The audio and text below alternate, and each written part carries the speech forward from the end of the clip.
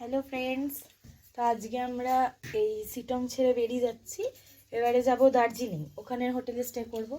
তো আজকে আমি ড্রেসটা পরেছি, কেমন লাগছে জানিও। কেমন লাগছে জানিও। মাকে দেখি, ও মা তাকাও। হাই, এটা আমার মায়ের লুক আজকে। চলো ঝর্ণাটা একটু দেখি। এই দেখো ঝর্ণা, ঝর্ণাটা আমার দেখতে হেভি লাগছে, সেই লাগছে সেই।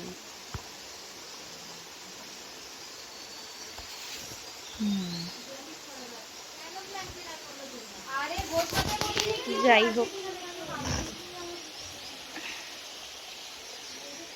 এখানটাতে বাই বাই করে চলে যাব, দার্জিলিংয়ে যাব এবার। চলো টাটা, পরে দেখা হচ্ছে গাড়িতে।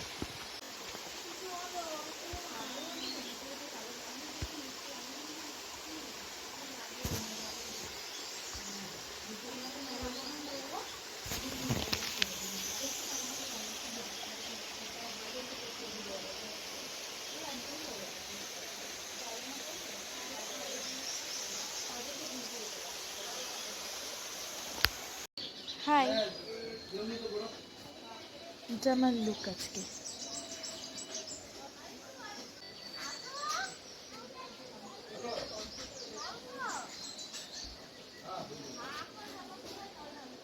এখন যাচ্ছি দার্জিলিংয়ের উদ্দেশ্যে।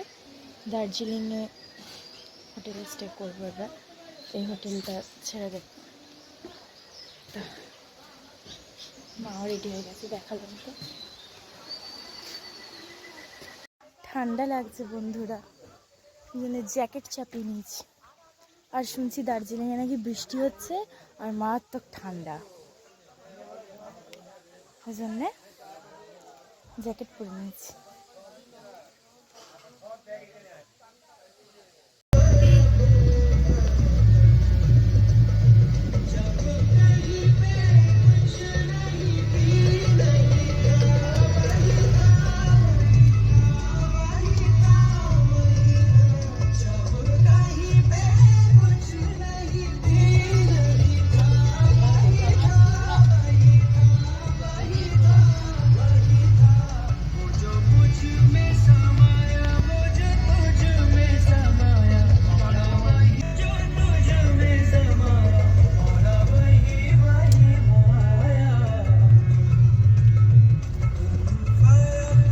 এখন রবীন্দ্র ভবন মাংপু, ভেতরে ঢুকছি। বাহ, ভেতরটা সুন্দর।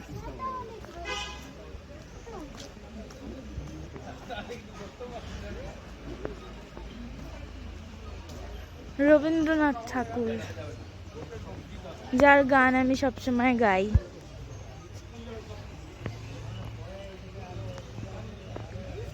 সুন্দর জায়গাটা।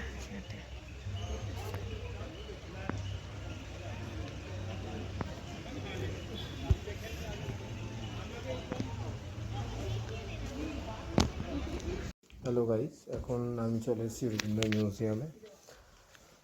রবীন্দ্রনাথের যত রকম স্মৃতি ছিল তার মধ্যে এই রবীন্দ্র মিউজিয়ামটা, রবীন্দ্র ভবন সব থেকে অন্যতম। তোমাদেরকে কিছু রবীন্দ্রনাথের স্মৃতি এবং রবীন্দ্রনাথের কিছু মিউজিয়ামের কত ব্যবহারকারী জিনিস এবং তার লেখা কিছু জিনিস তোমাদের সাথে শেয়ার করব।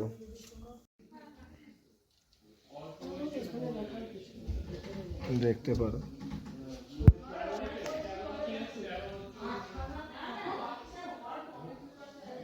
হয়তো তোমরা দেখতে পাচ্ছ না, তবুও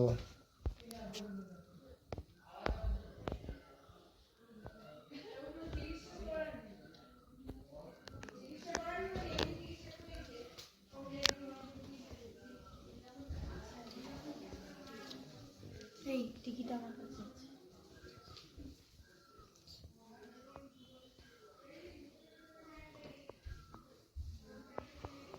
এই যেই লেখাগুলো আছে এইখানে এই বাড়ির ব্যাপারে কিছু বিবরণ দেওয়া আছে, যে রবীন্দ্রনাথ ঠাকুর এই বাড়িতে কাদের সাথে থাকতেন এবং এই সব বাড়িতে কী কী স্মৃতি রয়েছে, কী কী সমৃদ্ধি রয়েছে, সব কিছুই পুঙ্খানুপুঙ্খভাবে এখানে ডেসক্রাইব করা আছে।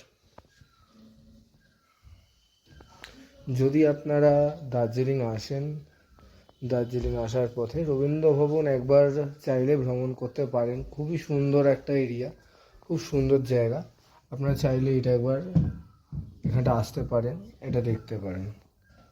এখানে একটি আসবাব ঘর আছে রবীন্দ্রনাথের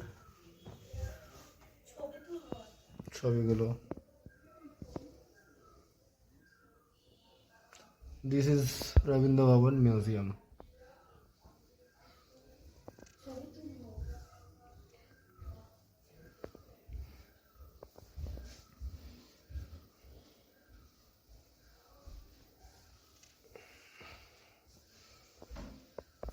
কিছু চিঠি, চিঠি সমগ্র।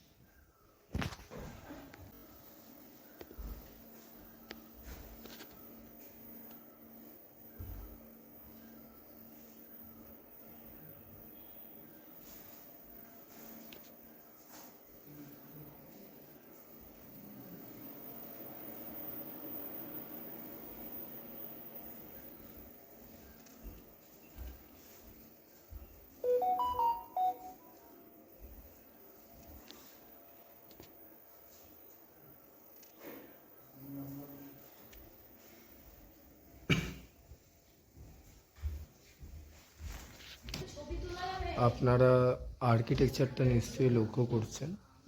খুবই একটা সূক্ষ্ম হাতের কাজে কাজগুলো করা হয়েছে। যখন এই বাড়িটা তৈরি হয়েছিল সাল 1967 খ্রিস্টাব্দে, তখন এরকম আর্কিটেকচার তো বেরোয়নি।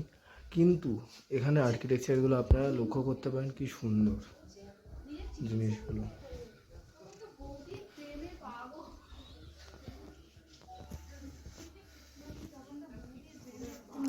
আমাদের गुरु रविन्द्रनाथ ठाकुर।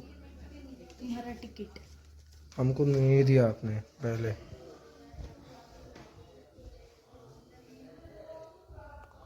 বাড়ির প্রথম ছবি। সব বাড়িরই একটি স্মৃতি থাকে, সেই স্মৃতিকে ধরে রাখা আমাদের নিজেদের কর্তব্য এবং দায়িত্ব। এখনকার মানুষ কেউই স্মৃতিকে ধরে রাখতে পারে না। আমাদের বিশ্বকবি রবীন্দ্রনাথ ঠাকুর নিজের বাড়ির এই স্মৃতিগুলোকে খুব আগলে রেখে বেঁচেছেন, ধরে রেখেছেন। আসবাব এবং এখনও যে মেনটেনেন্স বজায় রয়েছে, খুবই অসাধারণ পরিবেশটা।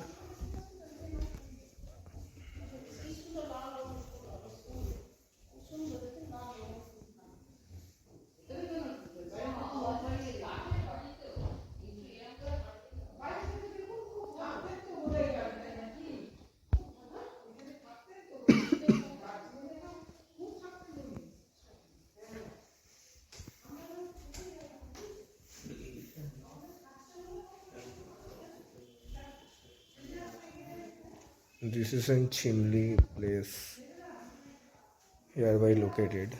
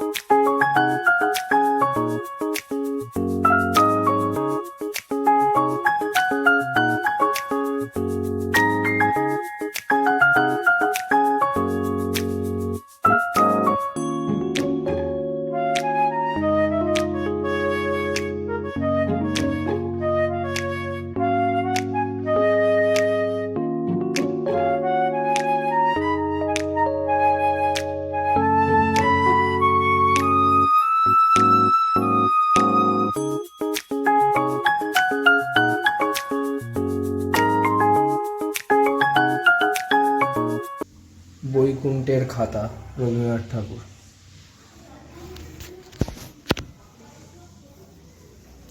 প্রাচ্য প্রতীচ্যের রবীন্দ্রনাথ ঠাকুর।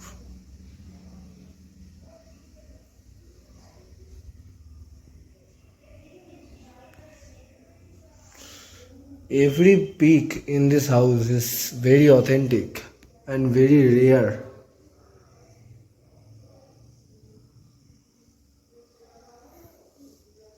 কিছু ছবি এমন আছে যেগুলো আপনারা দেখবেন যে ইন্টারনেটের পাতায় পাওয়া যায়, কিন্তু ব্যাপারটা একটাই যে ইন্টারনেটের পাতায় সব ছবি পাওয়া গেলেও এটা স্নানঘর, আপনারা দেখতে পাচ্ছেন এটা স্নানঘর, এখানে জল রাখা হতো, এটা চৌবাচ্চা, এটা স্নানঘর, এখানে আসবাব রাখা হতো। আর আমি যেটা বলছিলাম, কিছু জিনিস এমন হয় যেগুলো নিজে চাক্ষুষ না দেখলে বিশ্বাস করা যায় না। এমনি এই গৃহটি, রবীন্দ্রনাথ ঠাকুরের এই যে গৃহটি আমরা যদি নিজের চোখে না দেখতাম তাহলে বুঝতে পারতাম না এটার অপরূপ সৌন্দর্যটা।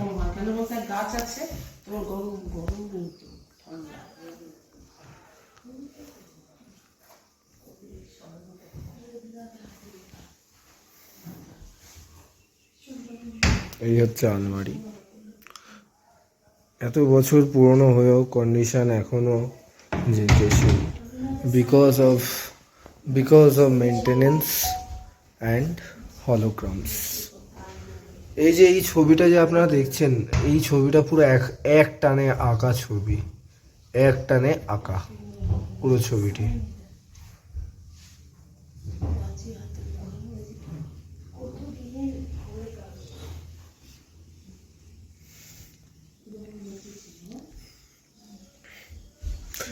বাইরেও আপনাদেরকে কিছু জিনিস দেখাবো, আপাতত এইটুকুনি এখনের জন্য, টাটা। আমরা এখন লামাহাটা ইকো পার্কে এন্ট্রি নেব, টিকিট কাটা হয়ে গেছে, আমার টিকিট দিচ্ছি আর ফেরত পাবো না। আসতে। Lamahatta national park, eco park.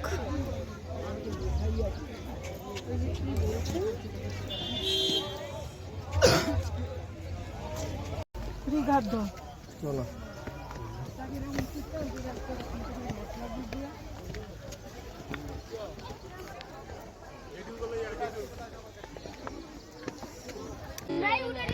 এটা জাস্ট ওয়াও।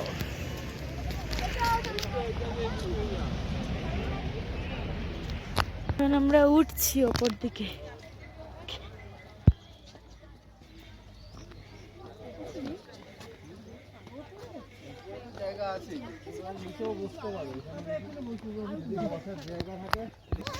ছবি তুলছে, এখানে বসার সব জায়গা ছবি নেই, তুলছে। ওইখানগুলোয় বসার জায়গা। আমিও যাবো কি ছবি তুলবো।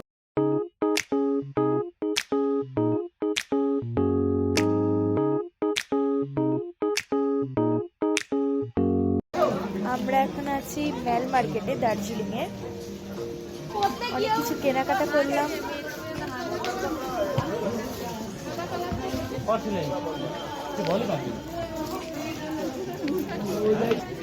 মার্কেটিং করে হোটেলে যাবো। দেখো মেল মার্কেটে কি ভিড়। হ্যাঁ ওই তো কি ভিড়।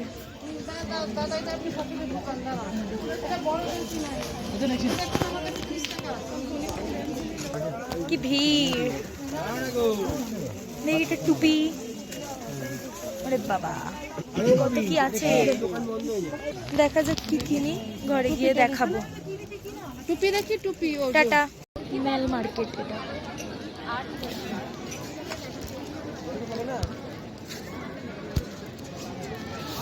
Mail market. হ্যাঁ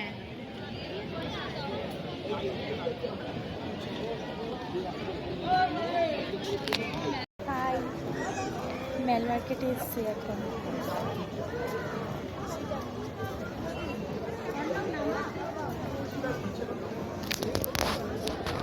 দেখো হাউস অফ ক্যান্ডি,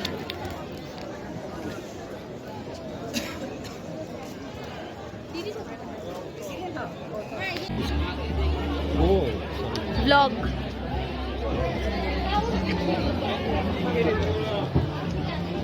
এটা রেস্টুরেন্ট কাম বার।